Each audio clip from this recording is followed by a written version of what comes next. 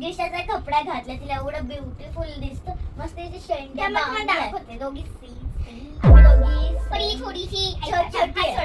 हिचा लेंगा बघा, हिचा लेंगा माझा लेंगा नाहीये. तर बघा, तर हा होता दोघींचा आजच्या दिवसातला पराक्रम. स्वतःचे कपडे काढून ते बाहुलीला घातले होते. आज सॅटर्डे होता, टिफिन्स नव्हते, त्यामुळे आप्पे बनवले होते. आप्पे होत होतेच तर खालून देवीची पालखी चालली होती, जी की वाजत गाजतच जाते.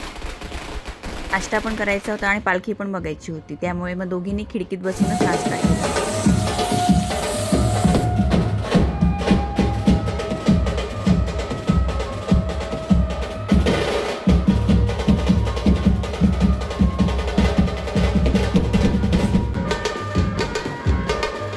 सकाळीच पालखीचे दर्शन झाले आणि त्यानंतर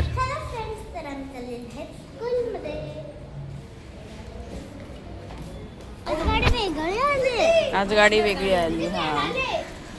आज त्यांच्या स्कूलची रेग्युलर व्हॅन आली नव्हती, तर वेगळी गाडी आली होती. त्याच्यामुळे थोडं एक्साइटमेंट होत्या की आज न्यू गाडी आहे आणि त्यात आम्हाला भेटली विंडो सीट, त्याच्यामुळे आम्ही आज खुश होतो. आणि त्यानंतर घरात आले होते बाबा. एकीकडे मी जेवणाची तयारी चालू केली. आज व्हेजच जेवण केलेलं आणि दोघींची फेवरेट सुरणची भाजी केली होती. बाहेर पावसासारखं वातावरण दिसत होतं, पण पाऊस काय पडायचं नावच घेत नाही. प्रचंड गरमी होत होती. आणि त्यानंतर माझा स्वयंपाक इथे रेडी झालेला. मेळगुंडी, भजी, डाळ, भात आणि सुरणची भाजी, असं सिम्पलचं जेवण मी बनवलं होतं. त्यानंतर मी सगळ्यांना जेवायला वाढलं. आम्ही जेवण केलं आणि जेवण झाल्यानंतर खूप उशिराने ह्या दोघी आल्या. आज तर खूपच गर्दी होती. इव्हिनिंगला स्कूल सुटली ना की एवढं दमायला होत नाही. आता काय झालं, 3:30ला भरपूर कडक ऊन पडलेलं आहे, बाहेर पाऊस पडायचं नाव नाही. त्यामुळे दोघी पण एवढ्या थकल्या होत्या. आल्यावर आंघोळ केली आणि जेवायला बसल्या. इंडोरमध्ये ही डॉक्टर आहे आणि हा पेशंट आहे. मी इथे हे पण भेटलंय. हा त्याचा शरीराचं जेवण आहे बघा.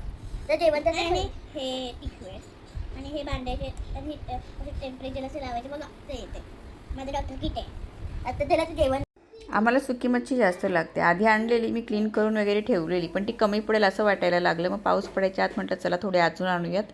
मग ते बोंबील मी मस्त क्लीन केले, सुकवले आणि मग आता ठेवून दिले. घरात बसून सारखं कंटाळतात म्हणून इव्हिनिंगला थोडं त्यांना मार्केटमध्ये घेऊन आलो होतो. तर ती एक मॅडम तिकडे रुसून बसलेली होती, कारण की तिला खायचा होता पिझ्झा. पण म्हटलं पिझ्झा मिळणार नाही, सारखा पिझ्झा चांगला नाही.